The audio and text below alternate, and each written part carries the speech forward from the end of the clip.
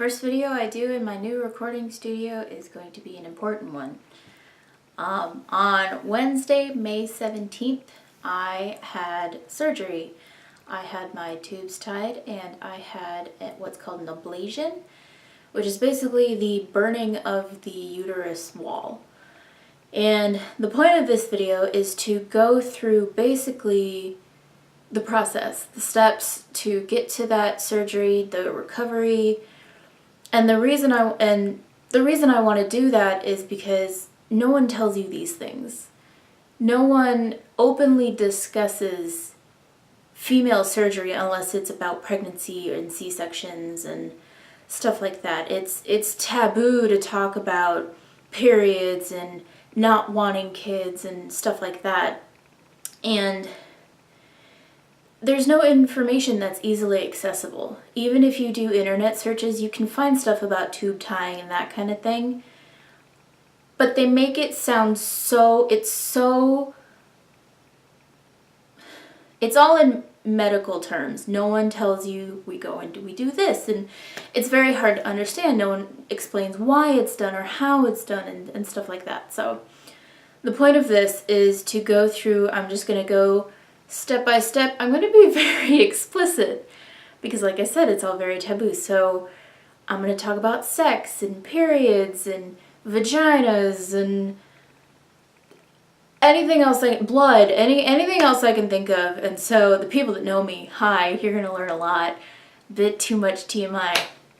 But I want to put it out there, all this information that I've learned going through this process. So I'm going to start from the very beginning with little fetus Carmen. And when she got her period, you know, everybody talks about the standard period. It's supposed to be like 3 to 5 days every month. And, you know, you get some cramps, you either get a pad or a tampon, and you move on. Well, mine were never like that.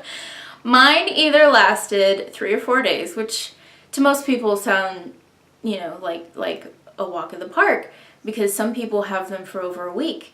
But mine were never regular. Mine would take 3-4 months to happen. And so during that time, 3 to 4 months, your uterus isn't shedding. So it's just building up this lining. And so after 3 months, it's like, oh, well, you know, we should probably do something about this. And so there's extra blood, there's extra cramps, sometimes I'd be in bed. I remember going to the ER once for cramps because I think I was losing so much blood that I was afraid that my mom is very overreactive sometimes. So she was like, oh, you're losing too much blood, you need to go to the ER and all that stuff. And don't do that. Going to the ER for your period is a fucking waste of time. I think I was there 4 or 5 hours, I want to say. I was with my dad. And about the 3rd hour, I was like, I could be at home in bed instead of in a waiting room. And all I did was I had a male doctor.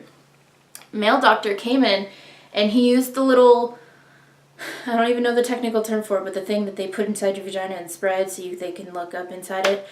But I'm on my period, so there's nothing you can see but red.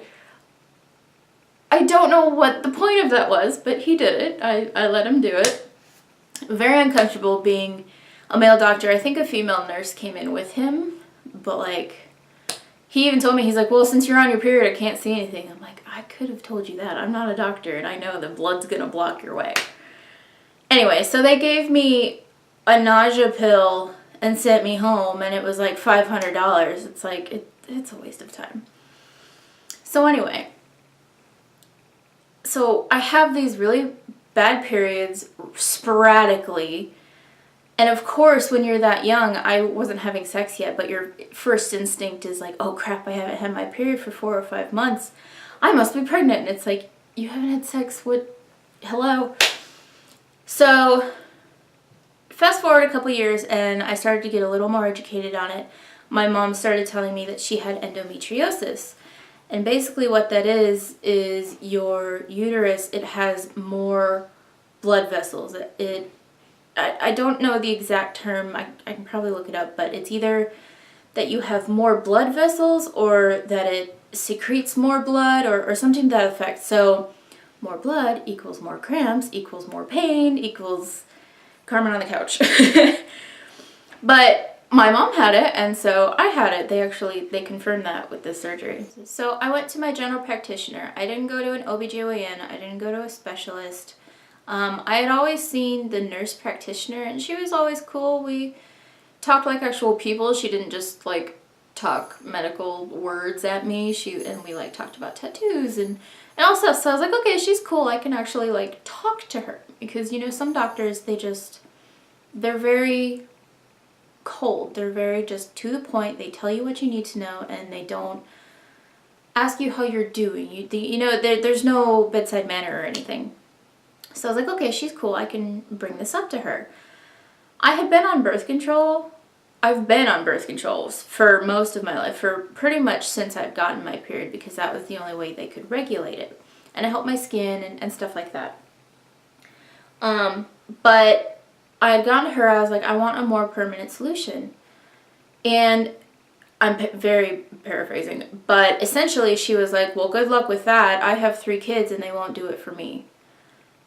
And I actually said to her, then you need a new doctor.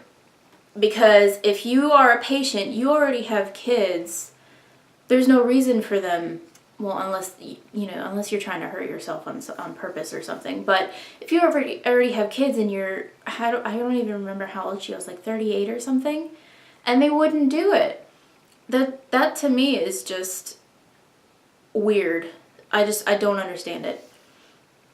So I don't remember how old I was. I want to say I was 18 or 19 the first time I actually brought it up to a doctor.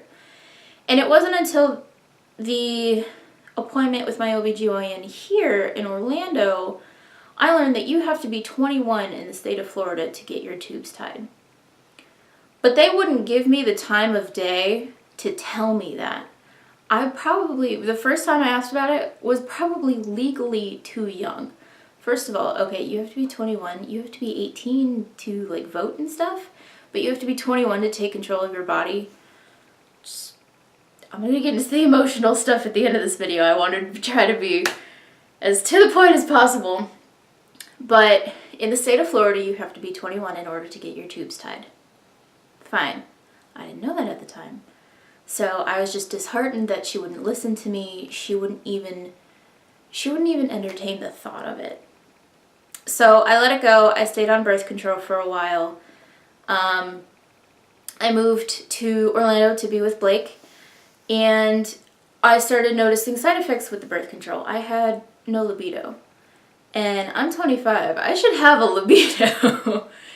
And I know part of that is weight. Part of that is energy levels. Part of that is diet. There's so many things that go into it. But I noticed that when I stopped taking birth control, I did this very consciously, and Blake knew about it and all this stuff. I stopped taking birth control and it immediately came back. I want to say within about 2 weeks I noticed a difference. So I was like, okay, no, this is putting a strain on our relationship. I don't want to take this anymore. I want to follow through with what I want to do. I want to get my tubes tied. Well, I started talking to an actual OBGYN, and that's what I recommend doing because they specialize in women.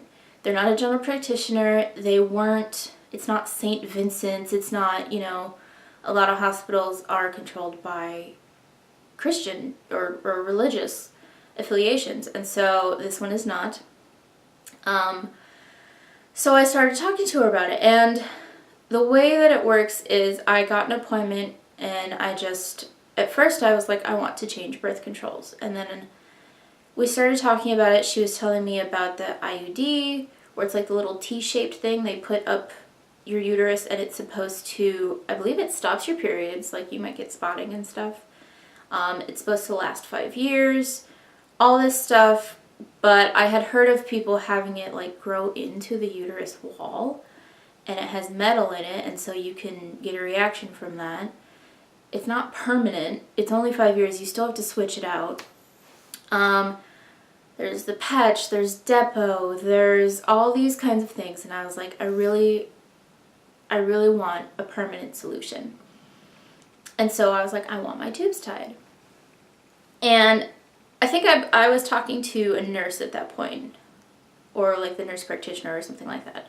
So what they do is they have you go through what they call counseling, and it's basically like they give you all the statistics. It's like 1 in 5 women regret it. She was like, if you were to take 1,000 women that had this done, 18 of them will still get pregnant. Basically because some doctors, they only take a chunk, this is a technical term, they only take a piece of your tubes when they do it. And so your body regrows it. Or, I mean, the body finds a way. Your egg can have a baby without going down the tube and stuff like that. So it is possible. It is still possible to have kids. And so they go through all this counseling. They're like, they have to give you all the alternatives. They walk you through, well, you could do this or this, and there's complications, and they give you all this. And if you're still adamant about it, then you make an appointment with the doctor. So I did that. I was like, that's all great. Thanks for telling me all that, but I still want to do this.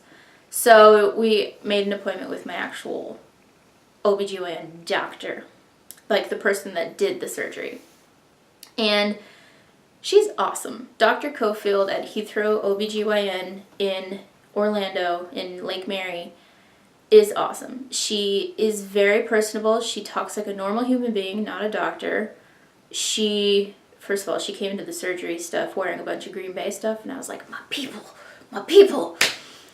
And she just laid it all out. She took my whole history, basically what I just told you, when I started my periods, how bad they were, how few and far between they were, why I wanted to do it.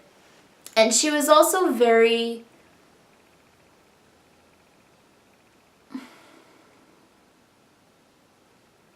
The only word I can think of is woke. The only word I can think of.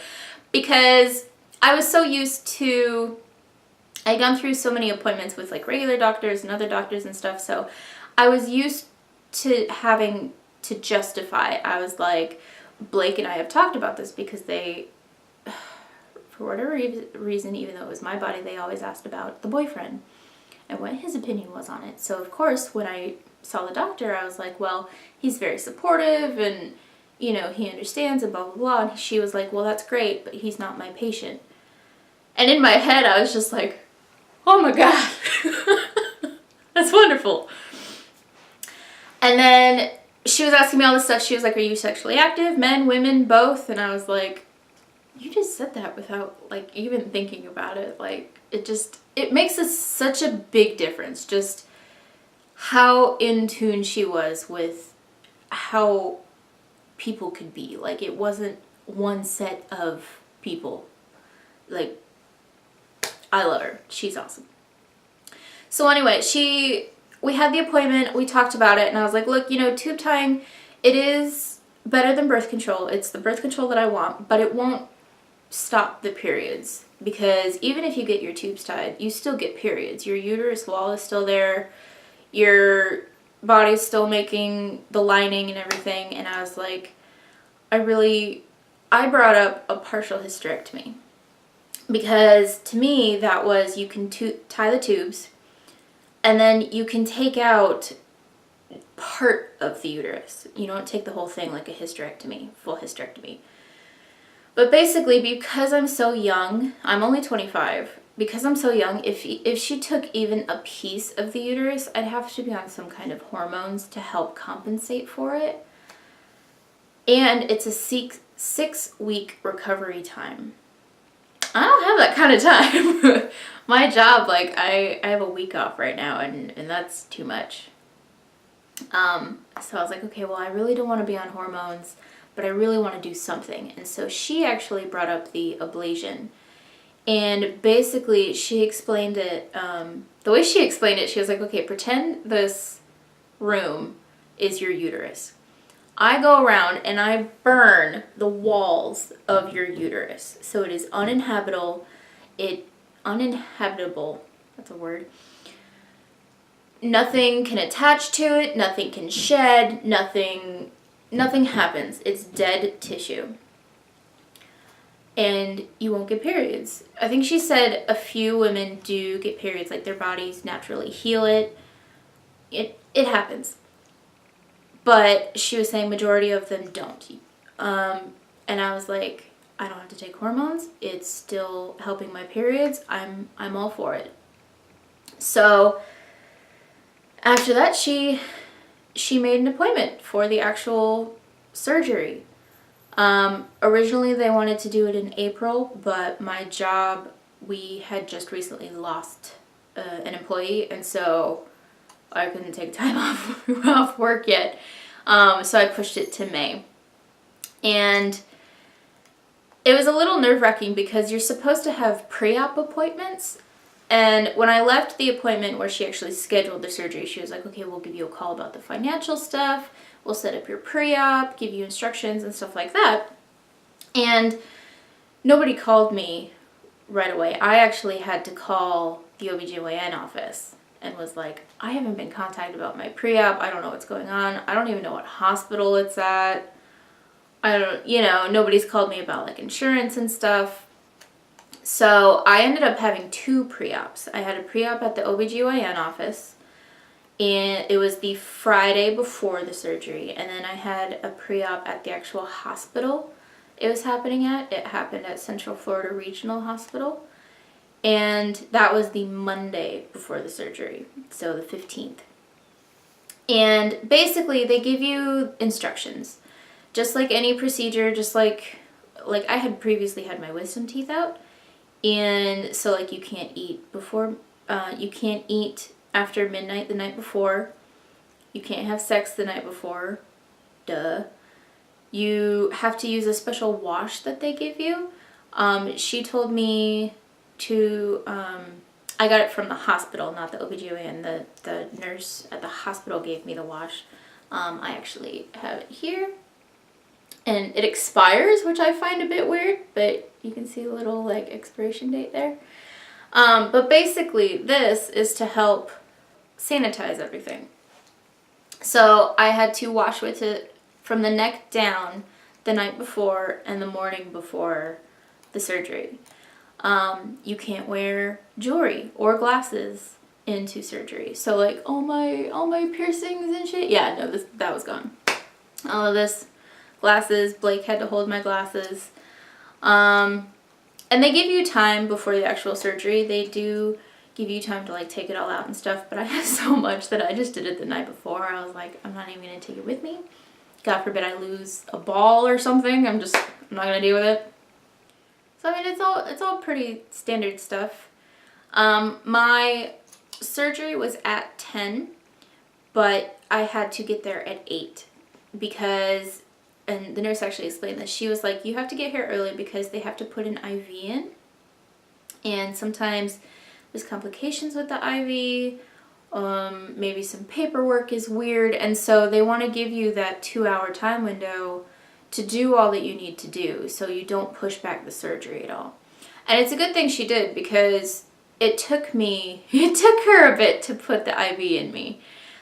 She's talking about, apparently I have thin veins. I've never had trouble like getting blood drawn or anything like that, but she apparently was having trouble with the IV. She ended up putting it, I don't even know if you'll be able to see, right here. Right here. There's a little dot. Can you see the little dot? It's such an awkward way to hold my hand. Hang on. Anyway. She said, and I was so used to seeing like hospital shows and stuff. They put it on the inside of your arm, like on the inside of your elbow. And she was saying, and I asked her about it too. I was just curious, wasting time for the surgery. She said that, God forbid you had to be admitted or given blood or anything. If you were to go like this with the IV in the crook of your arm, it's like holding a hose. The fluid wouldn't be able to go anywhere. And sometimes when you're sleeping or something like that, it just happens. And she's seen it to where stuff will pool in a patient's arm. And I was like, let's not do that. So I thought I would have more bruising from the IV, but it's just kind of yellow. Like, I expected, like, blue and, you know, like, because I bruise pretty easily, but I don't have much. You obviously have to have somebody drive you there because you're going to be under anesthesia, and they give you the rundown for the anesthesia.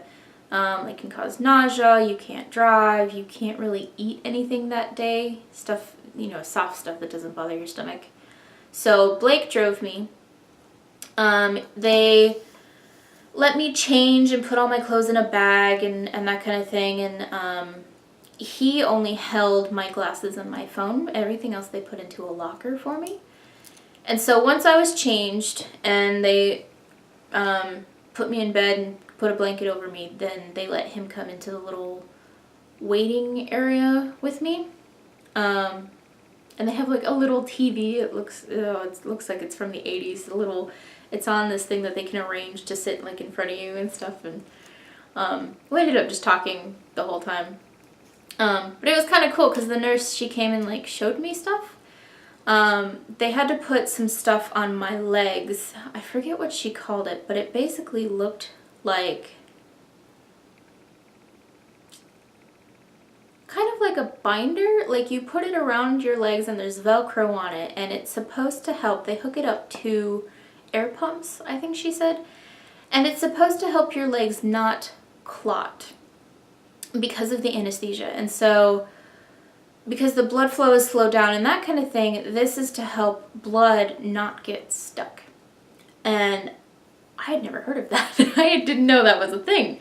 So she started putting these things on my legs and I was like, what are those? So she explained that. She actually showed me because no one explains what an IV is. All I know is that it's a thing that they put into your arm to give you fluid, to keep you hydrated, and you know, if they need like blood or anesthesia, they have a little opening and stuff like that.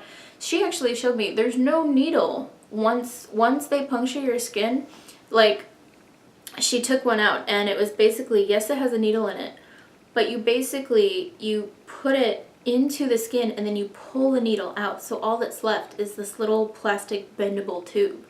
So despite it being right here in my hand, I could make a fist. I mean, it wasn't comfortable, but it was flexible and stuff like that. And I was like, for some reason, because no one ever explained this to me, my voice is going, I thought that the needle was just chilling, like, in your arm. So that's why I was like, I don't want to move my hand. She put it right in a weird spot. You know, I don't want to bend anything. She's like, no, it's flexible. You're fine. It's like a little tube. And she was saying that they have to like thread it through your vein. Like, I don't know. She was, she knew her shit. Like, she was on it. So once the waiting game was done, once the IV was in, there were so many people in the room at once, like just checking in, asking me questions, allergies, all this stuff. And I do have an allergy to an antibiotic called minocycline, and I don't know if it's like a generic name or what, but nobody knew what it was. And to me, I was like, what do you mean you don't know what it was? Like, one of the nurses Googled it, okay? I don't know. I guess I'm just that weird that a nurse had to Google what I'm allergic to. I guess they understood, like, the half end of it, the cycling part of it. They were like, well, it must be part of this family and blah, blah, blah.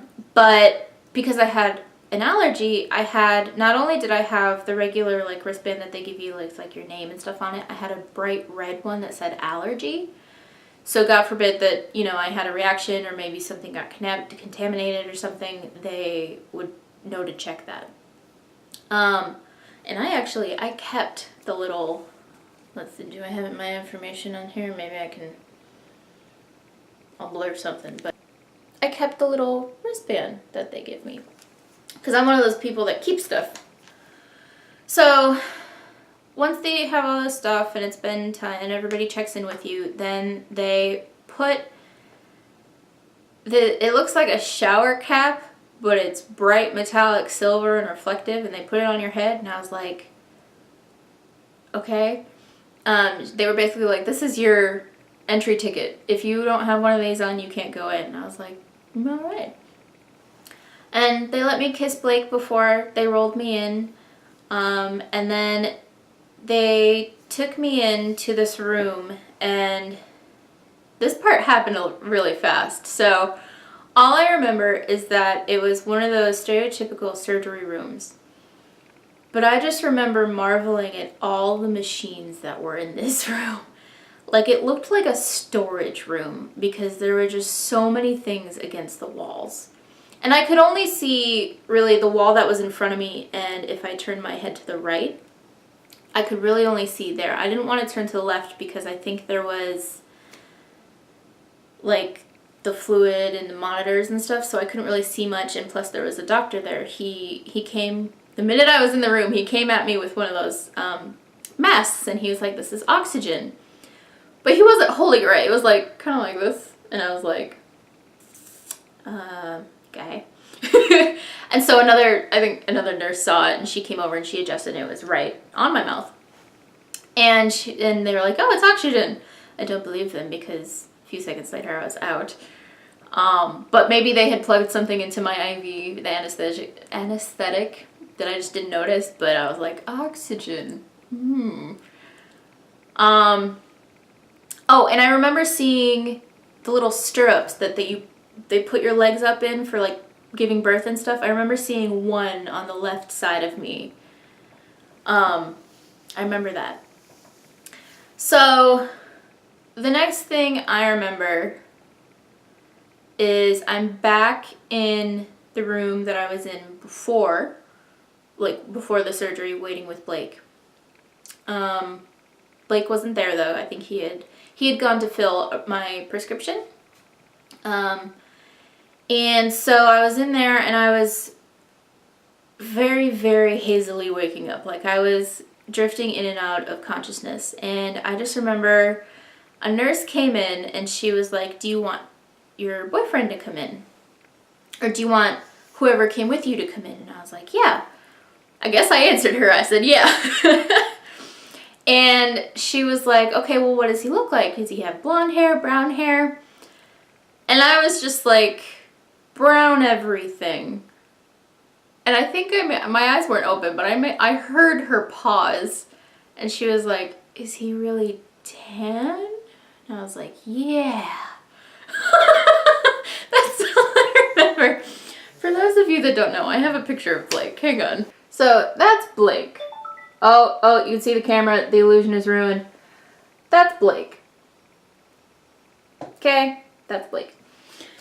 He's got brown everything. He's got brown hair, brown eyes. He's got tan skin. I guess she found him because they came in and she was like, yeah, he's exactly how you described him. And I don't know why in my sleep-addled brain I didn't just go, he's wearing a shirt with a star on it because he wore his Steven Universe t-shirt. That would have been so much easier to explain. But I was half asleep. I was just like, he's got brown everything. Just go. That's the only weird thing that I said, though. I'm kind of disappointed in myself because I was actually pretty lucid after that. So once she brought Blake in, it was just a matter of me waking up. And it took a while. It took a while. I think at least 2 hours for me to be like, okay, I'm awake. I know what's going on. I see Blake. I can talk to Blake. I think I cracked a joke and he just kind of looked at me. How Blake looks at me, and I was like, hey, I made a joke. That's how you know I'm feeling better. He was like, yeah, okay. And then I realized that I had to pee. And I think I told about 6 different people that I had to pee. And the first one kind of answered me. She was like, well, they did do a catheter on you. I guess the doctor had to empty my bladder during the surgery. She was like, you might be feeling that. And it's kind of similar to the feeling of like a UTI where it's like kind of like a little burning feeling. And I was like, okay, maybe that's it. And then a little while ago, I was like, no, I think I have to pee. But it's so hard to tell because you're all drugged up. They numbed your stomach. they had to go up my vagina to burn it, you know, so sensation down there, it's kind of when you're on your period, it's like, am I bloated? Do I have to poop? Like, what's going on down there? I don't know. But I was like, I think I have to pee. And I had to tell so many nurses that I had to pee. And I think after the 5th or 6th time, they were like, okay, well, do you feel okay to stand up? And I was like, I think so. And then so I had 2 nurses help me. One was on my left, one was on my right. And I like shimmied to the end of the bed and tried to stand up. And they were like, okay, take a second, get your bearings, that kind of thing. I instantly thought I was going to puke. Like, instantly was like, nope, nope, nope, sit back down, not gonna happen. So I sat down, I laid back down, I closed my eyes, I was like, oh, no. I guess the anesthesia and just getting up too fast, maybe. I didn't even get that fast, but you know. I think I waited maybe like 10 minutes, and then I was like, okay, I think I'm ready to try again. I'm way more awake now. I feel everything now. I was like, I think I'm ready to try again. So I stood there for probably almost a full minute, and I was like, okay, I think I'm okay. And I kind of like shimmied to the bathroom with the nurse to help me. And she actually stood outside the door, so I was like, cool. I'm so self-conscious, but even though you've seen the inside of me, but cool. And oh my God, the first time that you pee after you have a catheter in hurts. It hurts. I don't care how much medicine I was on. I felt that shit. Ugh. Anyway, that was not pleasant. So, and then she was telling me that after the burning and stuff, you can have spotting. And so I checked. I like looked and I was like, okay, am I like bleeding or anything? I just saw 2 little chunks and I was like, 2's okay. I'm okay with 2. So I waddled back to bed. They let me sit for a little bit more and then they were like, okay, well, do you feel okay enough to get dressed? So Blake helped me get dressed and I purposefully had not worn pants because what they do during the surgery for the tube tying, they give you 3 incisions. One is on your belly button, one is below your belly button. So mine is, it's like right where my stomach meets my mound. And then the 3rd one is like off to the right. Maybe a little lower than my belly button. Not too much, but it's nothing too bad. Again, I expected to bruise more because I bruise so easily, but they just I didn't get stitches or anything. It's liquid stitches. And then obviously the rest of it is inside, so there's nothing to see. So I purposely didn't wear pants because pants are gonna hit all the cuts, and I was like, I'm not dealing with that. I did have to wear underwear because of the ablation. They were like, there's going to be spotting, so you need to wear a pad. And I was like, oh, crap. Get some just like really big granny panties and whatever. Used my pads for the last time because I woke up with my period the morning of my surgery. Let me tell you how much that sucked. I was like, really? The day I'm getting rid of you, you have to pop up like this? I actually called the doctor, was like, can you still do it? And they were like, yeah. What is my hair doing? But nobody explained that to me. Because I was like, well, if you're burning the lining and you're doing all this and you have a bunch of blood in the way, maybe you can't. Maybe, I don't know, I'm not a doctor. So anyway, that was shitty. My body's one last attempt, and I was like, no. So I got dressed. I just wore a really baggy t-shirt and then a robe.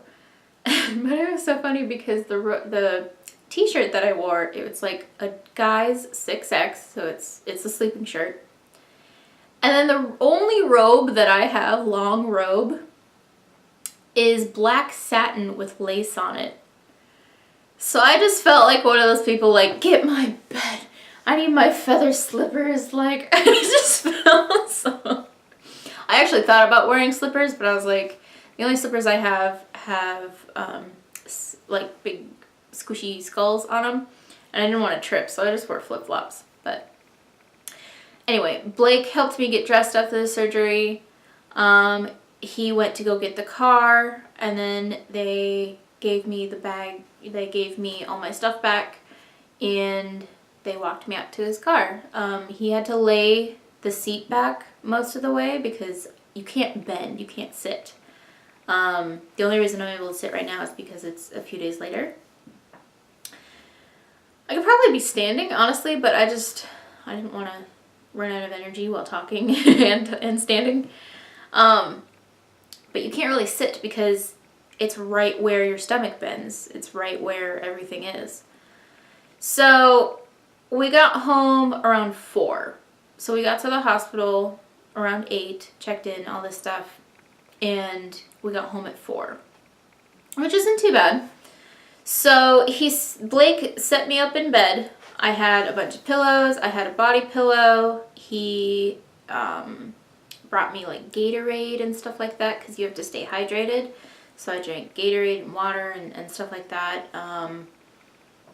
Chicken noodle soup. I had chicken noodle soup for dinner, something easy on my stomach because you can't really feel if you're hungry or not. Like I said, it's kind of, there's so much going on down there that I don't know. But I watched, the first movie he popped in was Moana, which I thought was very sweet. And then I was a little more lucid, so I was like, can you put in Maleficent? And then I think by like 7 or 8, I was like, put in Blade, like just skip the Disney crap. I just went progressively darker. So that was the actual day. And then I believe I took a pain pill just to sleep. I didn't really feel much pain. It was just kind of achy, like general discomfort and stuff like that. So I took one to help me sleep just in case maybe I rolled weird in my sleep or something. And then the next day was Thursday. Blake had to go back to work. But I slept most of the day. And I don't know if I should blame that on the pill or the fact that my body was just exhausted after the surgery, but I just remember waking up at like 2:30. I did not do much. I didn't get out of bed. I think I only got out of bed once to pee. And that was the only thing that hurt, is the gravity. Because I don't have a flat stomach or anything. I have a little pooch.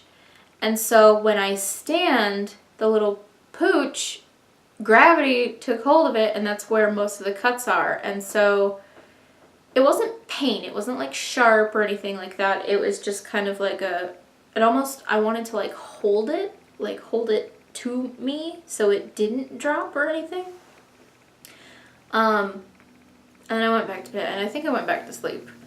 I don't remember much from Thursday because it was just a lot of sleep.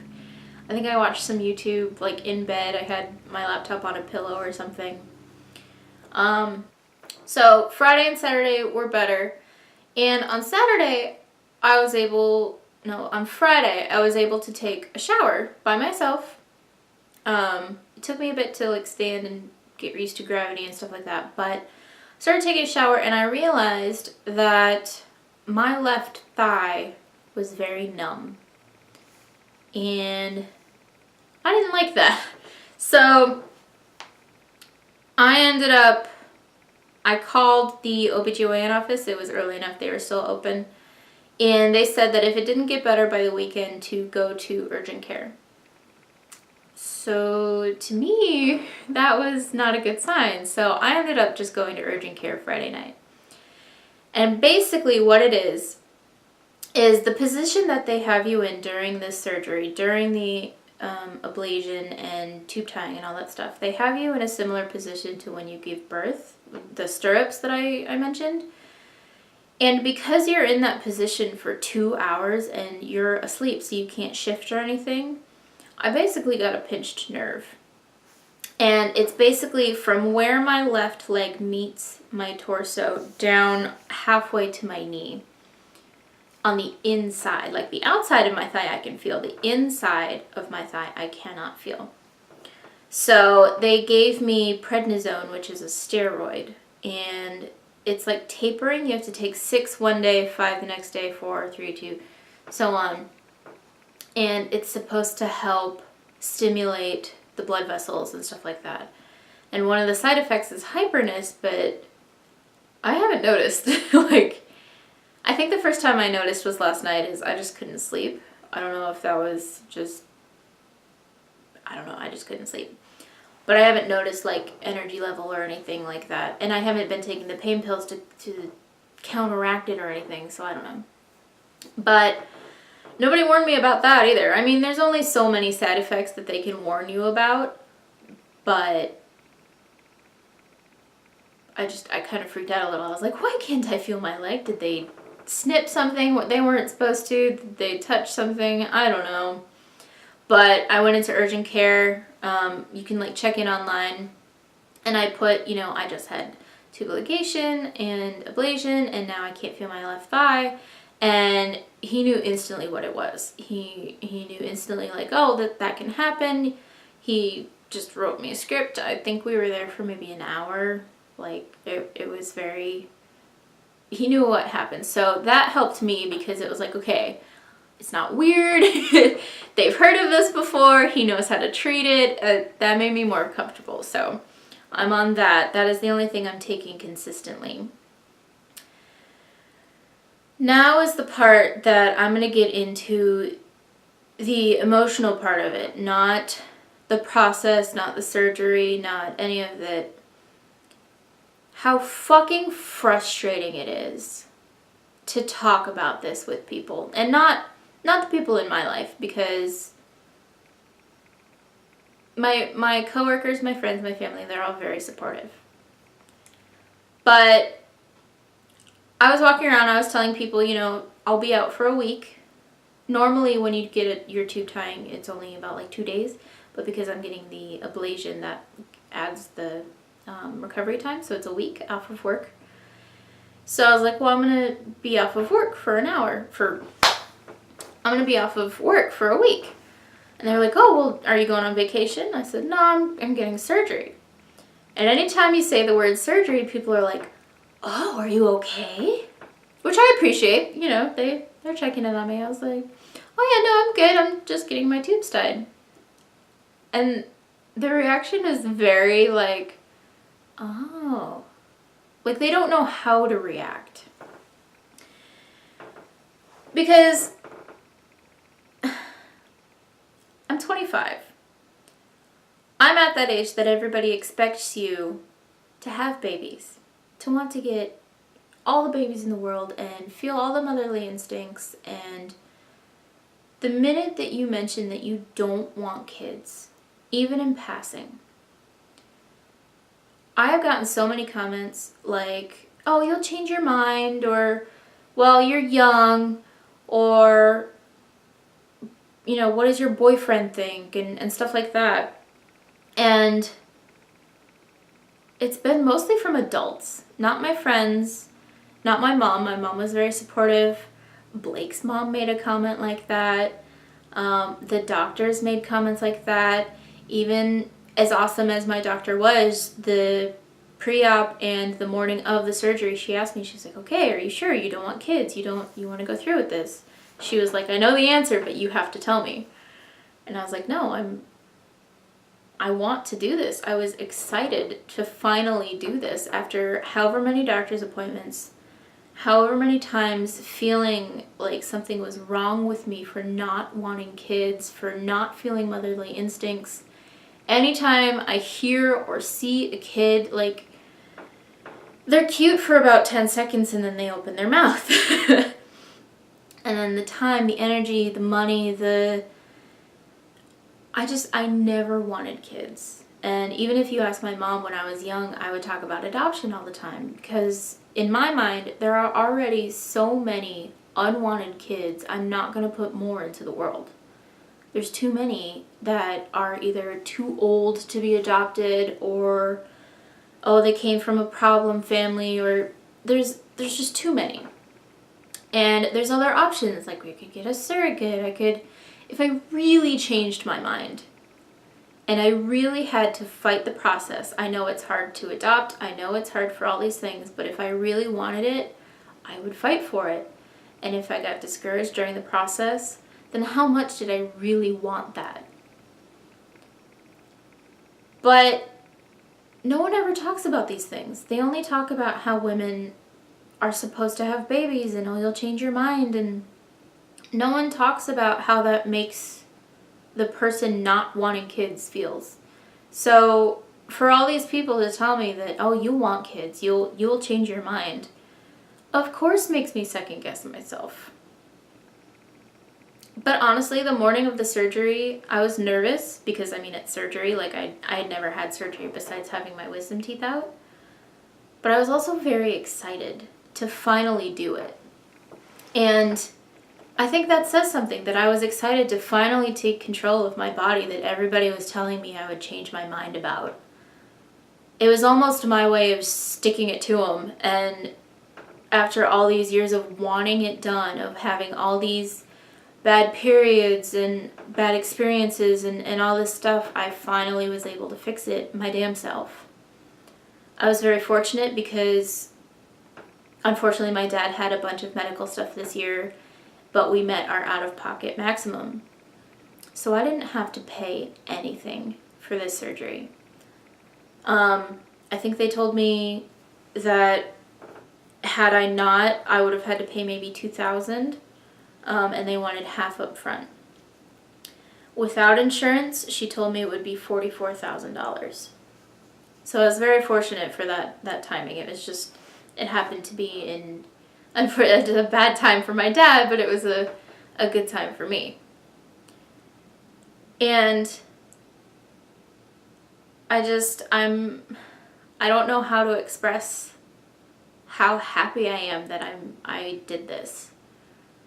That now when people, like when we were looking for houses and there was an extra room, our realtor was like, oh, this could be a nursery.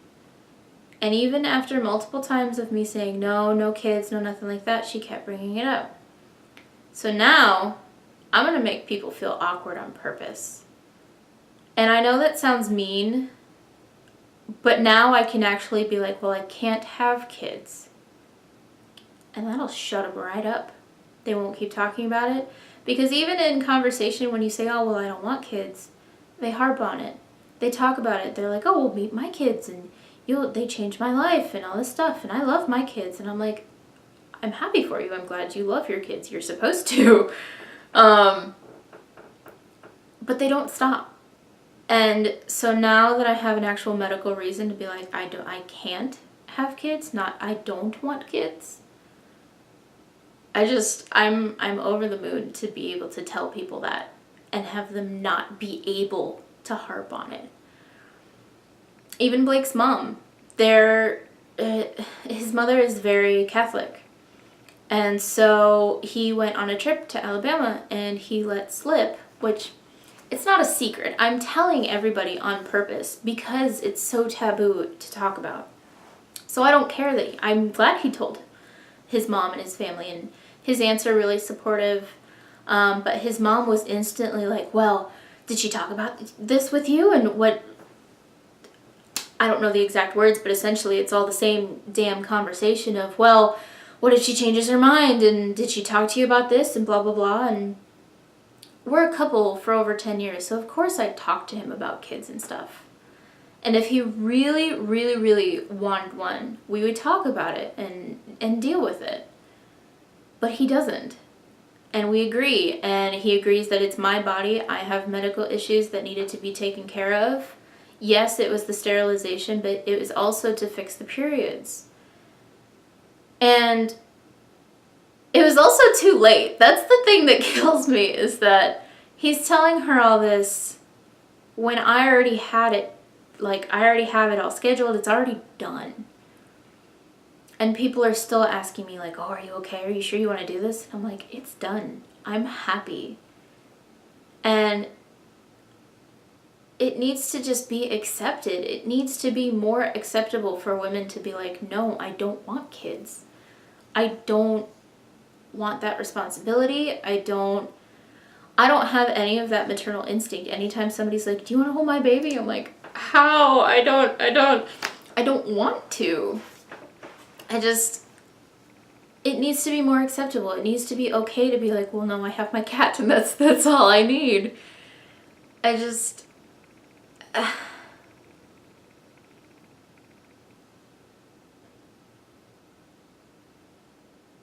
don't know what else to say.